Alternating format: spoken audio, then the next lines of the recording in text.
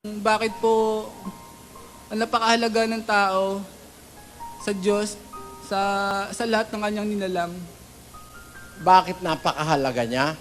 Kasi sa lahat ng nilalang ng Diyos, ang tao lang ang nilalang ng Diyos ayon sa kanyang larawan at wangis. 1:26 ng Henesis. Pakibasa. At sinabi ng Diyos, lalangin natin ang tao sa ating larawan, ayon sa ating wangis. Ayan. Pinatunayan naman ni Santiago yan, ano? Na ang tao talaga nilalang sa wangis at larawan ng Diyos. Kaya ang tao naging napakahalaga sa Diyos sapagkat, kumbaga, sa importansya, mas importante ang tao kaysa sa anghel. Mas mahal ng Diyos ang tao kaysa sa anghel.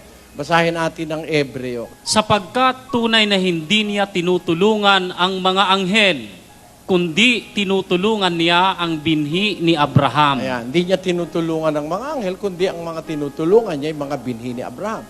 Therefore, mas mas mahal ng Diyos ang tao kaysa sa anghel. At ang anghel nung magkasala, hindi pinatawad ng Diyos eh. Basahin natin ang 2:4 ng ikalawang Pedro. Sapagkat kung ang Diyos ay hindi nagpatawad sa mga anghel, nang magkasala ang mga yaon, kundi sila'y ibinulid sa impyerno at kinulong sa mga hukay ng kalaliman upang ilaan sa paghuhukom. Ayun. Kaya mas ang pabor ng Diyos nasa tao.